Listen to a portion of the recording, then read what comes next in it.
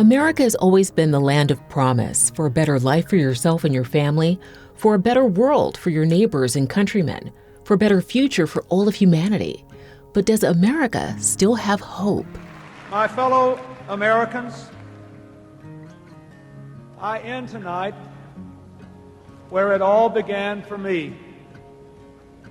I still believe in a place called hope. God bless you, and God bless America. Amid bitter partisan divides throughout our country, USA Today recently visited 6 small towns and cities to gauge the mood of the voters. What they all have in common? They're all named Hope. I recently visited the largest and most diverse of all of them, the city former President Bill Clinton put on the map, Hope, Arkansas. Hello, and welcome to The Excerpt. I'm Dana Taylor. My goal was to gauge the mood of the voters. What were the issues they were worried about heading into the election? Were political divides a concern? How are they feeling about an election that many say will be the most consequential in decades? And finally, were they hopeful about the future? Hope, Arkansas is a small city of about 8,000. Trains rumble through this southwestern town 58 times a day. Only 2 stop. Most roll slowly through carrying timber, chicken, coal, packages, and whatever else needs to make its way to the rest of the country. Historic downtown Hope, by all accounts, is charming. My first stop was Tailgaters, a popular burger joint. This picture, it was taken in 1910, and Jack's Newsstand, which this is famous for, in here. 61-year-old Sharon Caldwell is one of the restaurant's co-owners. When you think about the election this fall, what's the most important issue for you?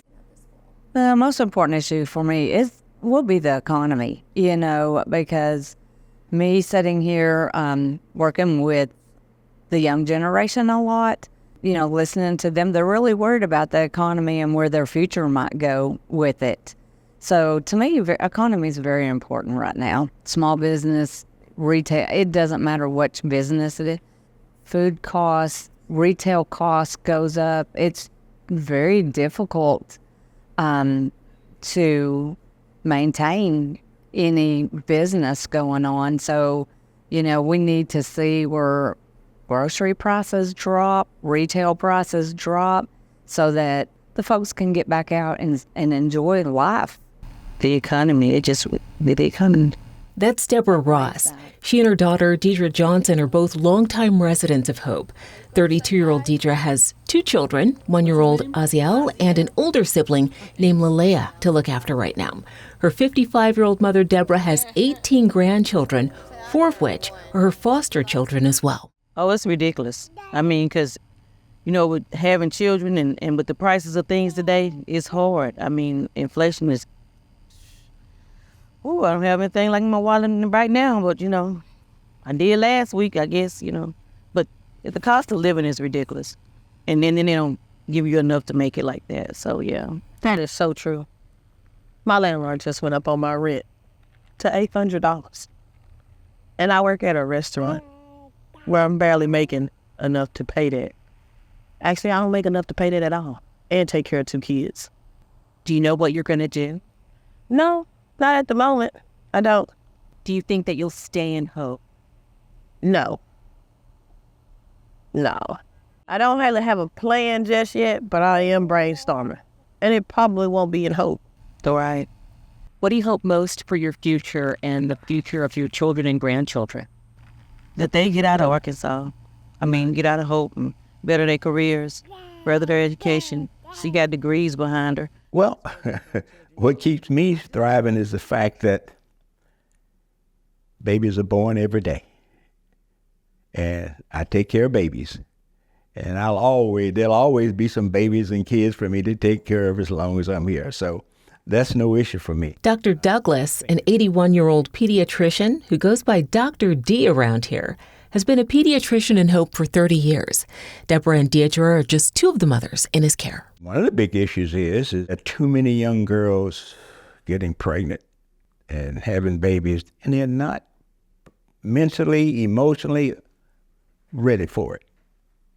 And then what happens is that I have a lot of patients who the mother has more or less relegated the care of the child to the grandmother.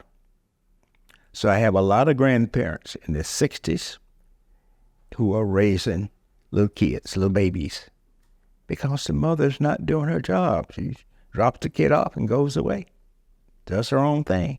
The big issues families are grappling with here in Hope, I think, is financial. A lot of the parents are working 2 jobs, and unfortunately, a lot of the parents are single parents. So they're struggling trying to make ends meet. And the best thing that we do, I think, as a community is to encourage these kids to get an education. Well, I just graduated high school not too long ago. I plan to go through the Southwest Medical Academy. It's in Prescott, but I plan to work as I do that online at the Plasma Donation Center in Texarkana. 18-year-old Kelsey Thompson is working in a local restaurant this summer to save up for school in the fall. I asked her if she did have to pick one issue she was concerned about heading into this election, whether it was the economy, immigration, abortion rights, any issue at all, what would be at the top of the list? It would probably be all of our prices going up, and we're not getting paid enough to afford, unless you're making top dollar, but inflation probably. I want to be a EKG tech, a phlebotomist, and I want to be certified to be a surgical technician. At the Southwest Medical Academy out of Prescott, you only go for about 4 months, and it's a lot cheaper. I would be able to pay out of pocket because I'm save up for it. So no, with that route I'm going, I would not be interested in debt. And that's a big thing because I don't want to put my parents or family in debt at all. So that's that. I believe that I can make more money in a bigger town because Hope just doesn't have a lot of money in it, period. It's what USA Today heard across the country when we went looking for hope in America. Hope, Arkansas was just one of 6 places called Hope we visited. In Hope, Maine, we found artisans and blueberry farmers. The main center of community life there was the general store. I think any political view that supports making farms stronger, more resilient, more economically viable so that they can continue to grow our own food here is far and away the most important thing right now. And we went to a small, dusty city in New Mexico, where the last census registered 113 residents, a number even the town's mayor says is overstated. I don't see no businesses opening up. There's no reason for them to come out here or anything. It's hard to get anybody to come out to a little place like this. In Michigan, where you're never further than 6 miles from a source of fresh water, whether it's a lake or a stream, canal or pond, we visited 2 towns called Hope. Everybody's struggling to make it day by day. Gas went up, food is doubled. The pricing of everything. Go to the grocery store, 3 bags is $100 for food. And we went to the end of a dirt road in Alaska, which annually holds a huge festival to celebrate the longest day of the year. That town is called Hope too. Everybody is like a paycheck away from the street nowadays. And the whole reason you can't get any housing is it's too expensive. You can't even get a place to rent hardly. Back here in Hope, Arkansas, the summers are hot, and the big attraction each year is an annual festival that brings in thousands of tourists and tens of thousands of dollars. But downtown Hope is mostly like a ghost town. Like many small towns across America, the next generation is growing up and moving out to seek opportunities elsewhere. And those left behind are holding on to their hope for the future the only way they know how, through strong family and community ties. I want to be able to take care of my family, like my dad, when he's older, so he's absolutely stress-free. That's what I plan to do. Oh, talking about my kids here at work, I could go on and on and on, of course, about my kids. Over at Tailgaters, co-owner Sharon thinks of her employees like their family. I've been here 13 years and have had some amazing kids. Love watching them grow up. And yes, I do get to see futures for them. So it's just been a total blessing for me to see what career paths they take, whether it is to go on to school or whether it is to have a family and raise the family to a good community. and get involved with the community. Community values run deep in Hope, Arkansas. Here's Dr. D, the pediatrician again. I'm involved in the community. I'm on the College Foundation Board. I'm on the Hope Water and Light Commission, and I'm on the Hempstead County Economic Board. I see a lot of hope being here for 30 years, much different than I was born here and left when I was 10 years old and came back 40 years later. So there's been some nice changes and progression and hope. Still got a ways to go, but I think that the community itself is very in tune to what's going on, and we try to work to improve the community and try to encourage the young kids to go to school, get an education. Sometimes it's hard, but we keep working at it. Deidre, the young mother we spoke to, was quick to cite her family and her church community as her main focus in life. I focus more on being a good mother to my children. No matter what my circumstances are in life, I want to make sure I'm doing the best by my kids. Would you say that they fill you with hope? I look at it more like I'm their hope. Without, or vice versa, Without them, I have no hope. And them without me, there's no hope, because who will I, my mama, she be busy. Like, she got 18 elder grandchildren. So it's like, she do her hand here, she got her hand there, but she only has 2 hands. And she got like 1, 2, 3, 4, 5 little grandchildren that are under the age of 5. So imagine 3 little kids running up to her and want her to pick them up. She pick them all up. Actually, it's more than that. She does. She pick them all up, but she make enough room for them. But I try to make her load a little lighter. And I've always 5. You got 7 under 5. Well, I knew it was 5. I know 5 for sure. But she does the best she can, and I'm really thankful for her. I'm glad to have her, and I always try to make sure her load is a little bit lighter. She's a great mom. She's a greater Mimi. I really appreciate her. I really do. Looking at the town, I noticed that there are a lot of churches. There are a lot of churches. I just had that thought yesterday.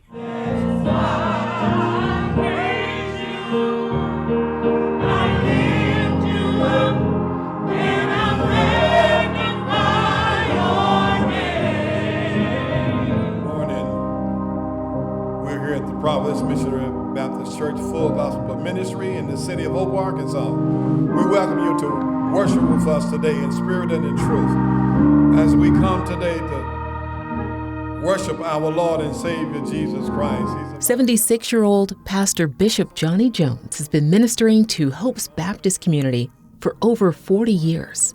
What gives me the most hope is to see our people begin to, number one, is to grow in the word of Jesus Christ. And when they grow in the knowledge of him, he will give them the direction, I believe, which way to vote, what to do, how to vote. And so that's one of my major pet peeves, is that people would seek him first. One thing Pastor Jones shared with us that we didn't hear from anyone else was a deep fear about the rise of racism in America if Donald Trump is elected. I read some of the parts of 2025, Project 25, and it goes back to some of the things that where I grew up with. And there was a Jim Crow era. Especially, I remember women that I grew up with, even older women. People would come around and tell them they couldn't have no more children. They give them shots to not have children. Those particular things. There were just so many things that I can't name them all, but it was the disrespect for people.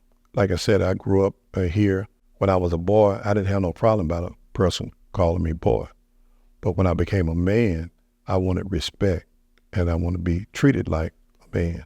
But Pastor Jones is quick to share that regardless of which party wins this November, he has faith in the idea of America. I've worked with Republicans and Democrats and independents. Makes no difference. We all have fellowship together, so we sometimes have differences, but we all get along. What is your greatest hope for the future of this country? That we can all work together. That's my greatest hope, is that we can all work together. Across America, what the people we spoke to all had in common, besides living in a place called hope, was a fundamental belief in the future of America. The future of America, what I am most hopeful about is that our democracy will survive. That is what I am most hopeful about. I feel like no matter how hopeless or despondent you might feel, you should always remind yourself that as much as it could get worse, it can always get better. So I think generally I tend to lean towards the optimist camp, because I would like that future for myself and for the rest of humanity. I would really hope that we can all remember we're all Americans, and that the country can heal and come together and work together as we do in this community, our neighbors, neighbor to neighbor. We work together even though we have different beliefs. Personally, I hope that somehow this country gets squared away and back on track, where we're all standing behind each other and moving forward as one country.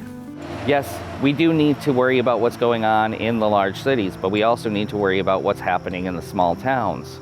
Every election brings with it a hope that we will finally start to take steps to do that.